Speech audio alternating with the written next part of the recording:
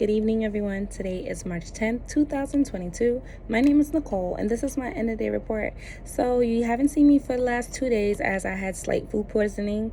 I contracted on Wednesday, March 8th. So, I'll be reporting what I actually did on that day and then also a little bit of what I did today. So, as today, you can see I'm at my place of business. However, I got a email from the place where you get your notary appointment schedule for when to take your test, and I guess they didn't realize that I had already taken it, and they gave me another date. So I decided that I was going to study for that notary again and take it again. I'd rather be safe than sorry. I still haven't gotten my results in yet, but still, I know how I am when it comes to taking tests, and I'd rather be safe than sorry. So today, I studied somewhat for the exam. I just studied the vocabulary, as that was something that threw me off a little bit during taking the exam. This week will roughly make about 2 weeks. Yeah. Or at least the middle of next week. So as I still wait for those results, I'm going to study and retake the test. It's sometime next week, so I will be doing that. Besides that, now on March 8th, I was able to have conversation with Dr. Mike as we continued with skip tracing in real estate. We went back over briefly of the different applications that you use in order to skip trace, and Dr. Mike went ahead and sent me over about 9 properties, and basically from there I did data entry. So I had the Excel sheet, and I just basically entered the information retrieved from the skip tracing app. Excuse me, I need a minute to remember that part.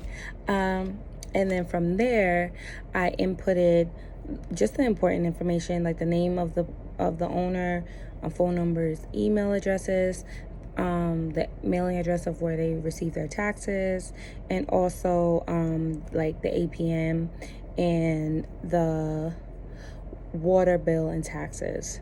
So, and on this information, I realized even after you skip trace it, there may be some information that is not available to you that you will need on the actual skip trace after you skip trace it.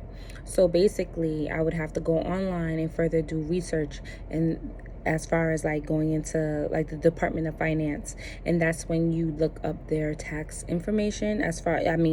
You won't be able to get their mortgage information, being that that's classified information, but still, nonetheless, you would look up. I looked up the water bill and the taxes. So in that information I will need as well. So sometime next week, I will be starting with my phone calls and actually calling and reaching out. And I was a little nervous about it, but again, I believe I'll be fine. It's just first time jitters. Besides that, yeah, that was mainly it. It was a lot of data entry, and then that evening I got sick. So I didn't get to fully complete it, but majority of it is done. However, this weekend, mainly on Sunday, I'll be taking the time to continue to complete the whole spreadsheet and just move forward from there. My quote of the day, though. My quote of the day is, you can't go back to change the beginning, but you can start where you are and change the ending. C.S. Lewis. This is a quote by C.S. Lewis. Excuse me. So, yeah, I resonated with this quote as I got minor setback again. I got sick. And I'm really tired of lifing all the time. However, I know that when you are trying to pursue and move forward and moving different and trying something that you've never done before, a lot of times you have a lot of setbacks. You're going to have setbacks, you're going to have failures, and it's the universe going back and forth with you.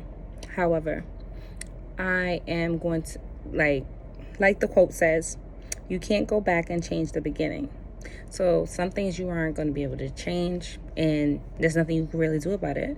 But what matters is the ending and the outcome, and how you go through your process with positivity, with integrity, and not giving up on yourself, and not giving up on your dream. So